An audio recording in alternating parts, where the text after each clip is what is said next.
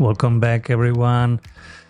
I've got some bad news. Many teams right now are burning out. Simon, my pipeline is drying out. I'm burning out. I don't want to do sales anymore.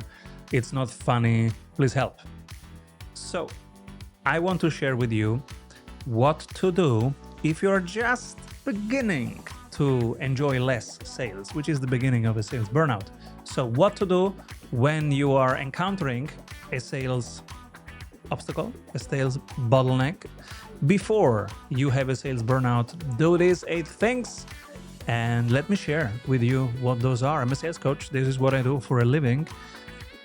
So the simple answer is, whenever you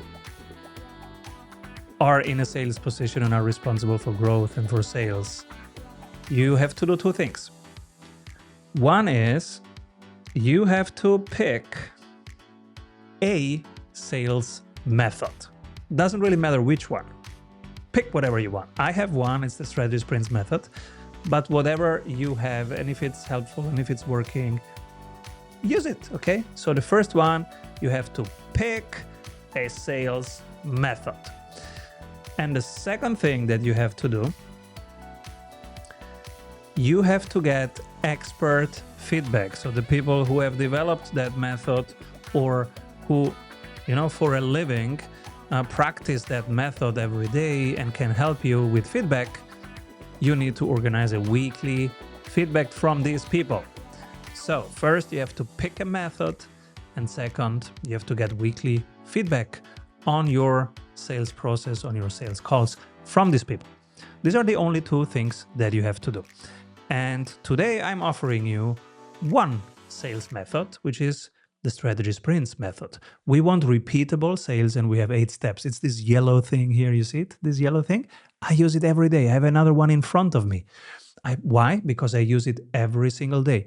It's like NBA players that they know how to walk, right? But they do leg work every day and coordination and faster leg work. They know how to walk. And so you know how to sell. I know how to sell, and still I practice every day. Why? Because that makes the difference. If you are in the game long enough, if you evolve and adapt with your people, or if you have stale tactics from the past that don't work in your current moment, because the life of your people evolves, you want to evolve with them. Now, the one repeatable sales method that we use is pretty straightforward. Your clients have to pass step 1 before we go to step 2, and they have to pass each step before you go to the next step. Now you say, Simon, that's so simple. It sounds too simple, right? Yeah, it's not bad if you have a simple system. It will be complicated enough to actually execute every day. So why not? Let's keep it simple. First one is that they cannot know what you are thinking if you just visualize and take notes on your iPad, or if you do that in private, you are destroying trust. They don't know you. You have to build trust. How do you build trust? By visualizing in public. And so step 1 is where you visualize in public. You use their exact words. Now you're creating a situation of co-creation, of collaboration. And that's when trust happens. Now, that's the first 5 minutes. You use their words, and usually call 1, we get to step 3, 4, and then the demo call is 5, 6, 7, 8. So step 1, you have visualized, they see that they can trust you because you're a good listener. Now we move to step 2, frustration. This is when they say, I want to use your software. Why? What have you tried before? What's the problem that the software should help? You don't move to an offer and you don't move to price before you didn't hear their frustration.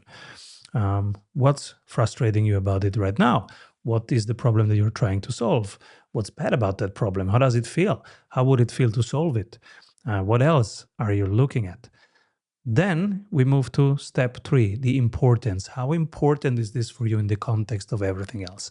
If you don't ask this, you will get an oral yes, and you think you closed, but you didn't, because other stuff will pop up that is more important, and then they will deprioritize your project. So after importance, we ask the question, what happens if you do nothing? And what else are you checking out? That's the cost of inaction. Cost of inaction. Because everybody assumes if you do nothing, stuff stays the same. So this was Professor Christensen, who said everybody assumes if you do nothing, things stay the same. Reality is if you do nothing, situation gets worse and your competitors eat your lunch. So if you want to actually stay at the current level of performance and results, you have to improve by so much just to land here. And your competitors aren't sleeping either, right? So this is the cost of inaction. And if you're an expert, you can show them exactly what it costs them to do nothing and what it costs over time. Then we go to the deliverables. Now, usually you run out of time in this call, so you schedule with them a demo call. During demo, you are not demonstrating anything. Demo is step 5. What are the deliverables if we work together? Make them 3 in their own words. You reuse their own words from step 1, visualize, so that it's their project, not yours. And then step 6, what's the investment? Investment of time and monetary investment. Step 7 is the start date. You put it into both calendars. And step 8 is the statement of work that they will sign immediately during the call. Now, if it sounds so simple, go and try it out. It is simple, actually, if you know what you're doing. And I have practiced this 1,000 times and I still practice this every day. So be humble. You want to become better and better and better, 1% better each week with these 8 steps of the repeatable sales.